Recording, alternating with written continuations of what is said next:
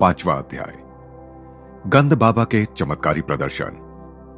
इस संसार में हर वस्तु की एक विशेष ऋतु और हर काम का एक समय होता है। अपने मन को सांत्वना देने के लिए सोलोमन का यह ज्ञान उस समय मुझे प्राप्त नहीं था। घर से बाहर जहां कहीं भी मैं घूमने जाता, मेरी आंखें अपने इर्द गिर्द मेरे लिए नियत गुरु को ढूंढती रहती, परंतु मेरी हाई स्कूल की पढ़ाई पूर्ण होने तक मेरी उनसे भेंट ना हो सकी। अमर के साथ हिमालय की ओर पलायन और श्री युक्तेश्वर जी के मेरे जीवन में आगमन के महान दिवस के बीच 2 वर्ष व्यतीत हो गए। इस बीच मैं अनेक साधु संतों से मिला। गंध बाबा, बाग स्वामी, नागेंद्रनाथ भादुड़ी, मास्टर महाशय और विश्वविख्यात बंगाली वैज्ञानिक जगदीश चंद्र बोस। गंध बाबा के साथ मेरी भेंट की 2 भूमिकाएं थीं।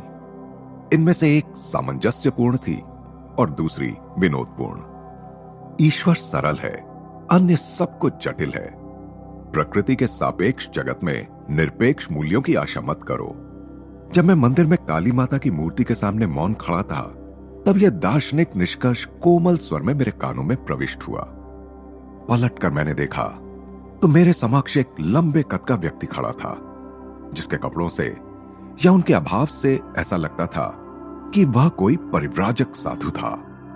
आपने सचमुच मेरे विचारों के संभ्रम को जान लिया। मैं कृतज्ञतापूर्वक मुस्कुराया। प्रकृति के कल्याणकर और भयंकर रूपों की उलझन ने, जिनका प्रतीक काली है, मुझसे अधिक बुद्धिमान लोगों को भी असमंजस में डाल दिया है। बहुत ही कम लोग उसके रहस्य का भेद पाते हैं। अच्छा और बुरा तो प्रत्येक मनुष्य की बुद्धि को चुनौती देने वाली वह पहेली है जिसे जीवन ने उसके सामने एक स्फिंक्स की भांति रख दिया है। इस पहेली को सुलझाने का कोई प्रयास भी किए बिना अधिकांश लोग अपनी मृत्यु के रूप में इसका दंड भर देते हैं। यह दंड आज भी उतना ही लागू होता है जितना थीप्स के दिनों में था। कभी कभार एकाध अत्यंत उच्च व्यक्तित्व पराजय अस्वीकार कर देता है। द्वैत की माया से वह अद्वैत का अविभाजित सत्य खींच लेता है। आपके शब्दों में दृढ़ विश्वास दिखता है महाराज। ज्ञान प्राप्ति के तीव्र दुखदायी मार्ग अर्थात सत्यनिष्ठ आत्म परीक्षण का मैंने दीर्घ काल तक अभ्यास किया है। आत्म परीक्षण यह अपने विचारों पर निरंतर निर्मम दृष्टि रखना एक कठोर और झकझोरने वाला अनुभव है। यह बलवान से बलवान अहंकार को भी चूर चूर कर देता है, परंतु सच्चा आत्मविश्लेषण गणित के नियमों की भांति सिद्ध पुरुष उत्पन्न करने का कार्य करता है। अपने विचारों से अति प्रेम एवं व्यक्तिगत मान्यताओं में दृढ़ता का मार्ग अहंकारियों का निर्माण करता है, जो ईश्वर और सृष्टि की अपने ढंग से व्याख्या करना अपना अधिकार समझते हैं। मैंने कहा, ऐसी अहंकार युक्त मौलिकता के सामने तो सत्य निश्चित ही विनम्रता पूर्वक पीछे हट जाता है। मुझे इस चर्चा में आनंद आ रहा था। मनुष्य जब तक अपने दुराग्रहों से मुक्त नहीं हो जाता, तब तक वह किसी शाश्वत सत्य को नहीं समझ सकता। शताब्दियों से जमा हो रहे कीचड़ में सना मानवी मन असंख्य सांसारिक माया भ्रमों से व्याप्त घृणाजनक जीवन से भरपूर है। जब मनुष्य पहली बार अपने अंतः शत्रुओं का विरोध करता है, तब युद्ध क्षेत्र की भीषण लड़ाई भी फीकी पड़ जाती है। ये कोई साधारण मरने वाले शत्रु नहीं है जिन्हें सुसज्जित सेनाओं की सहायता से काबू में किया जा सके। विषाक्त प्राणघातक अस्त्रों से सुसज्जित ये सर्वव्यापी अविराम कार्य करने वाले अंध वासनाओं के सिपाही मनुष्य का नींद में भी पीछा करते हुए हम सबको धराशायी कर देने का अवसर खोजते रहते हैं। वह मनुष्य विचारहीन है जो सर्व सामान्य नियति के आगे आत्मसमर्पण कर अपने आदर्शों का गला घोंट देता है। क्या उसे नपुंसक, निष्प्राण, मानव जाति पर कलंक के अतिरिक्त और कुछ कहा जा सकता है? पूज्यवर, क्या विभ्रांत, किंकर्तव्य विमूढ़ जनसाधारण के लिए आपके मन में कोई सहानुभूति नहीं है? साधु महाराज पल भर के लिए चुप रहे, फिर सीधा उत्तर देना टालकर बोले, अदृश्य ईश्वर जो सारे सद्गुणों का भंडार है और दृश्यमान मनुष्य जिसमें प्रायः एक भी सद्गुण नजर नहीं आता, इन दोनों से एक साथ प्रेम करना प्रायः व्यक्ति को चकरा देता है, परंतु विलक्षण बुद्धि का सामर्थ्य भी कम नहीं होता। अंतःकरण का शोध शीघ्र ही सब लोगों के मन की एकता को उजागर कर देता है, जो है स्वार्थी उद्देश्यों की समानता। कम से कम इस एक अर्थ में मानव की विश्व बंधुता का परिचय मिलता है।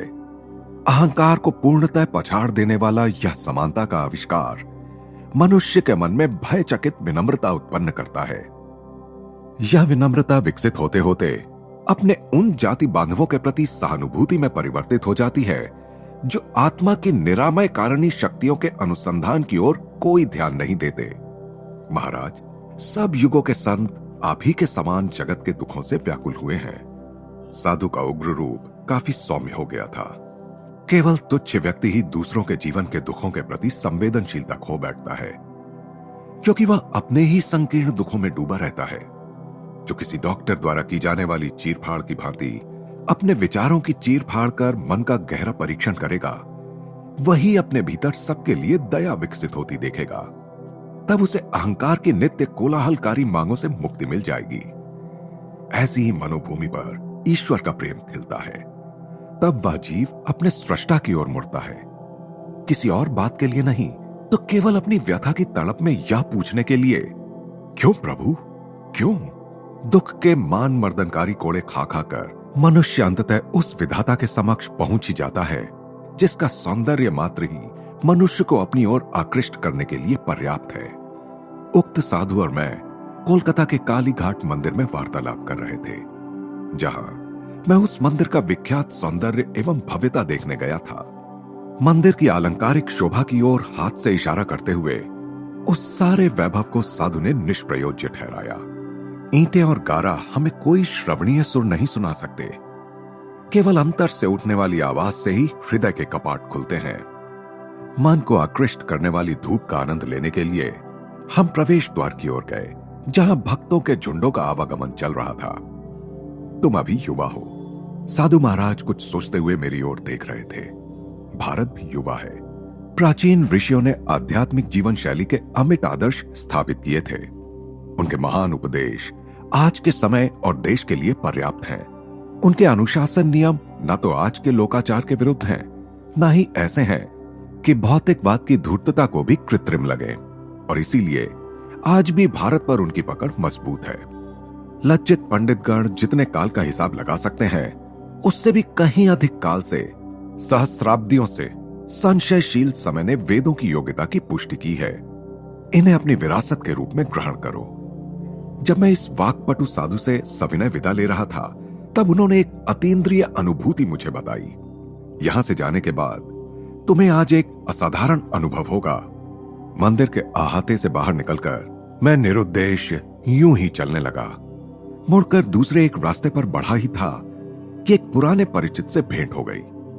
ये महाशय उन महाभागों में से एक थे जिनकी संभाषण शक्ति समय की ओर कोई ध्यान न देते हुए अनंत काल का आलिंगन करती है। उसने वचन दिया, मैं तुम्हें जल्दी ही छोड़ दूंगा यदि तुम मुझे वह सब बता दो जो हमारे बिछुड़ने के बाद के वर्षों में घटा है। परस्पर विरोधी बातें, अब तो मुझे जाना ही पड़ेगा। परंतु उसने मेरा हाथ पकड़ लिया और थोड़ा थोड़ा करके मुझसे जानकारी लेने लगा। ये भूखे भेड़िए से कम नहीं है। मैंने कौतुक से मन ही मन सोचा, जितना अधिक मैं बताता जाता था, उतना ही अधिक समाचार जानने की उसकी भूख बढ़ती जाती थी। मन ही मन मैं जल्दी छुटकारा पाने का कोई उपाय करने की प्रार्थना मां काली से करने लगा।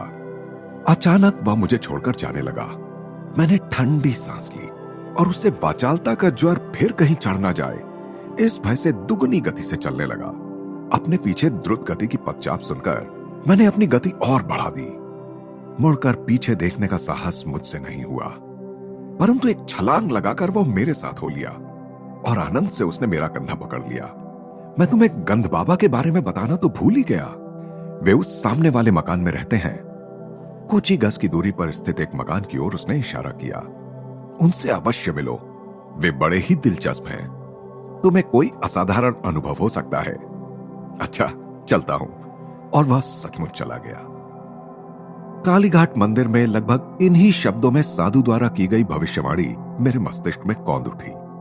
कौतूहलवश मैं उस मकान के अंदर गया तो मुझे एक प्रशस्त दालान में ले जाया गया। वहां एक मोटे नारंगी रंग के गलीचे पर काफी लोग इधर उधर बैठे हुए थे, जैसे साधारणतः भारत में बैठते हैं। एक आदर युक्त फुसफुसाहट मेरे कानों से टकराई। वहां जो चीते की खाल पर बैठे हैं वही गंध बाबा है। वे किसी गंधहीन फूल में किसी भी फूल की प्राकृतिक सुगंध भर सकते हैं, या किसी मुरझाए फूल को फिर से ताजा कर सकते हैं, या किसी मनुष्य की त्वचा से मनोरम सुगंध निकाल सकते हैं। मैंने सीधे उस संत की ओर देखा। उनकी दृष्टि भी उसी समय मुझ पर स्थिर हुई। वे कृष्णवर्ण और स्थूलकाय थे। उनके चेहरे पर दाढ़ी थी और आंखें बड़ी बड़ी तथा तेजस्वी थीं। बेटा, तुम्हें देखकर मैं प्रसन्न हुआ। बोलो, तुम्हें क्या चाहिए? कोई सुगंध चाहिए? किस लिए? मुझे उनकी बातें बचकानी सी लगी। चमत्कारपूर्ण ढंग से सुगंध का आनंद लेने के लिए, सुगंध बनाने के लिए भगवान का उपयोग, तो उसमें क्या है? भगवान वैसे भी सुगंध तो बनाते ही हैं। जी हां, परंतु वे हर बार ताजा सुगंध लेने के लिए और लेने के बाद फेंक देने के लिए फूलों की कोमल पंखुड़ियों रूपी शीशियों का निर्माण करते हैं। क्या आप फूलों का निर्माण कर सकते हैं? हां, परंतु साधारणतः मैं सुगंध ही निकालता हूं। तब तो इत्र के कारखाने बंद हो जाएंगे। मेरी ओर से उन्हें अपना धंधा करते रहने की अनुमति है। मेरा अपना उद्देश्य तो केवल ईश्वर की शक्ति दिखाना है। महाराज, क्या ईश्वर की शक्ति का प्रमाण देना आवश्यक है? क्या वे सकल विश्व में सर्वत्र अपने चमत्कार नहीं कर रहे हैं? कर रहे हैं, परंतु उनकी अनंत सृजनात्मक विविधता में से कुछ तो सृजनात्मकता हमें भी प्रकट करनी चाहिए। यह सिद्धि प्राप्त करने में आपको कितना समय लगा?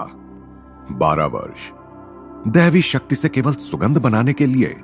हे महात्मन, मुझे तो लगता है उन सुगंधों के लिए आपने 12 वर्ष व्यर्थ कमा दिए, जिन्हें आप किसी भी फूल वाले की दुकान से कुछ ही रुपयों में प्राप्त कर सकते हैं। फूलों की सुगंध उनके साथ ही चली जाती है, मृत्यु के साथ भी सुगंध चली जाती है। मैं किसी ऐसी सुगंध की कामना क्यों करूं जो केवल शरीर को सुख देती है? दार्शनिक महाशय, तुमने मेरे मन को प्रसन्न कर दिया।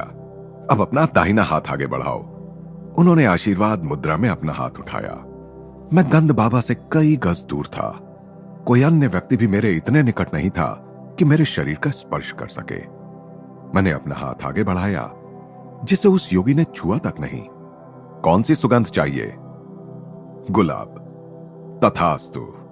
मेरे आश्चर्य का ठिकाना ना रहा जब मेरी हथेली के मध्य से गुलाब की मधुर सुगंध तीव्रता के साथ निकलने लगी।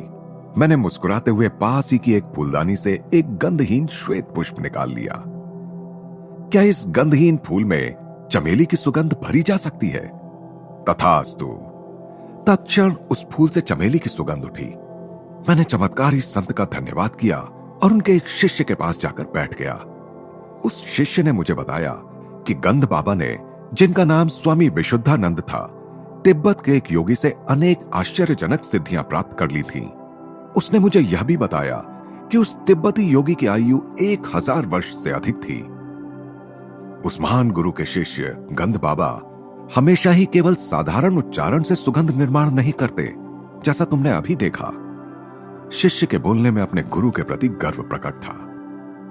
व्यक्ति के स्वभाव के अनुसार वे भिन्न भिन्न पद्धतियां अपनाते हैं। बाबा असामान्य है। कोलकाता के अनेक पढ़े लिखे लोग उनके शिष्य हैं। मैंने मन ही मन निश्चय किया कि मैं उन शिष्यों की संख्या में अपने को जोड़कर उस संख्या की और अधिक वृद्धि नहीं करूंगा। गुरु का अक्षरशः असामान्य होना मेरे मन के अनुकूल नहीं था। विनम्रता से गंध बाबा का अभिवादन कर मैं वहां से निकल पड़ा। घूमते घूमते घर जाते हुए मैं उस दिन की 3 विविधतापूर्ण घटनाओं के विषय में सोच रहा था। मैंने जैसे ही घर के द्वार से अंदर प्रवेश किया, मेरी बहन उमा सामने ही खड़ी थी।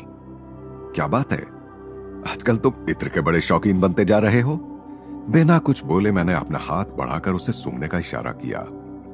कितनी मोहक गुलाब की सुगंध, और यह असाधारण रूप से तीव्र भी है। यह सोचते हुए कि यह तीव्र रूप से असाधारण है, मैंने चुपचाप दैवी रूप से सुगंधित किया गया फूल उसकी नाक के नीचे रखा। ओह, चमेली मुझे बहुत पसंद है। उसने फूल छीन लिया। जिस फूल के विषय में उसे अच्छी तरह ज्ञात था कि वह गंधहीन होता है, उसी फूल में से चमेली की सुगंध आते देखकर जैसे जैसे वह उसे सूंघती जाती थी, वैसे वैसे उसके चेहरे पर विनोदी लगने वाले संभ्रम के भाव प्रकट होते जाते थे। उसकी इस प्रतिक्रिया ने मेरे मन से रहा सहा संदेह भी मिटा दिया कि हो सकता है गंध बाबा ने मुझ पर आत्मसम्मोहन का प्रयोग किया हो, जिससे केवल मैं ही सुगंध का अनुभव कर सकूं। बाद में मुझे अपने एक मित्र अलकानंद से पता चला कि गंद बाबा के पास ऐसी शक्ति भी थी जो यदि संसार के करोड़ों क्षुधा पीड़ितों के पास होती तो उनकी समस्या हल हो जाती। बर्दवान में गंद बाबा के घर में उस समय सैकड़ों लोगों में मैं भी उपस्थित था। अलकानंद ने मुझे बताया, एक उत्सव था। योगी वर की ख्याति थी कि वे शून्य में से कुछ भी उत्पन्न कर सकते हैं, इसलिए मैंने हंसते हुए उनसे संतरे उत्पन्न करने का अनुरोध किया। वह संतरों का मौसम नहीं था। तत्क्षण ही केले के पत्तों पर जो पूरियां परोसी गई थीं, वे सब फूल उठी। हर पूरी की पपड़ी के भीतर एक एक छिला हुआ संतरा आ गया था। मैंने कुछ सहमे सहमे मन से अपना संतरा खाना शुरू किया, परंतु वह बड़ा ही स्वादिष्ट था। कई वर्षों बाद आत्म साक्षात्कार के बल से मैं गंद बाबा के चमत्कारों के रहस्य को जान गया। खेद इस बात का है कि वह विधि विश्व के क्षुधार्त मानव झुंडों की पहुंच से बाहर है। मनुष्य को शब्द, स्पर्श, रस, रूप, गंध की जो विभिन्न इंद्रियानुभूतियां होती हैं, वे इलेक्ट्रॉन्स और प्रोटॉन्स की स्पंदनात्मक विविधता के कारण होती हैं। उनके स्पंदनों को पंच प्राण नियंत्रित करते हैं। ये पंच प्राण आणविक ऊर्जाओं से भी सूक्ष्मतर होते हैं और प्रज्ञा युक्त 5 विशिष्ट संवेदी तन्मात्राओं से युक्त होते हैं। गंद बाबा कुछ यौगिक प्रक्रियाओं के बल से इस प्राण शक्ति के साथ समरस होकर प्राण कणिकाओं की स्पंदन रचना में परिवर्तन लाने में और इस प्रकार इच्छित परिणाम प्राप्त करने में समर्थ थे। उनके गंध, फल और अन्य चमत्कार केवल सम्मोहन द्वारा उत्पन्न आंतरिक संवेदन नहीं होते थे, बल्कि लौकिक स्पंदनों के वास्तव में मूर्त रूप होते थे। सम्मोहन विद्या को डॉक्टरों द्वारा छोटी छोटी शल्य क्रियाओं में उन लोगों पर प्रयुक्त किया गया है जिनके लिए बेहोशी की दवाएं खतरनाक हो सकती हैं, परंतु जिन पर बार बार सम्मोहन का प्रयोग किया जाता है उनके लिए यह हानिकारक होता है। इसका हानिकारक मनोवैज्ञानिक परिणाम कालांतर में मस्तिष्क की कोशिकाओं की रचना में गड़बड़ उत्पन्न कर देता है। सम्मोहन दूसरे की चेतना के क्षेत्र में अनाधिकार प्रवेश है। इसके अस्थायी आभासों में और ईश्वर अनुभूति संपन्न पुरुषों द्वारा किए गए चमत्कारों में कोई समानता नहीं है। ईश्वर में जागृत हुए सच्चे संत नित्य सृजन करने वाले उस विराट स्वप्न दृष्टा के साथ अपनी इच्छा को मिलाकर इस स्वप्न सृष्टि में परिवर्तन करते हैं। जैसे चमत्कारों का प्रदर्शन गंद बाबा करते थे, वैसे चमत्कार दिखाने से लोग आकर्षित तो होते हैं, परंतु आध्यात्मिक दृष्टि से उनका कोई लाभ नहीं होता। मनोरंजन के अतिरिक्त उनका कोई प्रयोजन नहीं होता। अतः ईश्वर की यथार्थ खोज से ये साधक को पथच्युत कर देते हैं। असाधारण शक्तियों के आडंबरपूर्ण प्रदर्शन की सिद्धजनों ने निंदा की है। फारस के संत अबू सईद ने जल, हवा और अंतरिक्ष पर अपनी चमत्कारी शक्तियों की सत्ता का अभिमान करने वाले कुछ फकीरों का उपहास किया था। अबू सईद ने सौम्यता से उपहास करते हुए कहा था, मेंढक भी पानी में आराम से रह सकता है, चील कौवे आसानी से हवा में उड़ सकते हैं, शैतान पूर्व में भी है और पश्चिम में भी। सच्चा मनुष्य वह है जो समाज में सदाचार का पालन करता हुआ रहता है और क्रय विक्रय करते हुए भी कभी एक क्षण के लिए भी ईश्वर को नहीं भुलाता। एक अन्य अवसर पर इस महान फारसी संत ने धार्मिक जीवन के विषय में अपना मत इस प्रकार व्यक्त किया था, अपने दिमाग में जो कुछ है, स्वार्थनिष्ठ इच्छा आकांक्षाएं, उसे निकाल देना। हाथ में जो कुछ है उसका मुक्त रूप से दान करना। आपत्तियों के आघात से कभी भी विचलित ना होना। ना तो कालीघाट के निष्प्रह महात्मा और ना तिब्बत से प्रशिक्षित योगी ही मेरी गुरु प्राप्ति की तीव्र इच्छा को संतुष्ट कर सके। किसी का आध्यात्मिक स्तर पहचानने में मेरे हृदय को शिक्षित करने की आवश्यकता नहीं थी। जब भी किसी सचमुच उदात्त व्यक्तित्व का सामना होता, तब मेरा हृदय धन्य धन्य कर उठता। यह धन्य धन्य और भी गूंजने वाली होती, क्योंकि यह कभी कभार ही और वह भी अंतरतम गहराइयों से उठती। अंततः जब अपने गुरु से मेरा साक्षात्कार हुआ, तब उन्होंने केवल उदाहरण की अत्युच्चता के द्वारा ही मुझे सच्चे पुरुष का परिमाण सिखाया।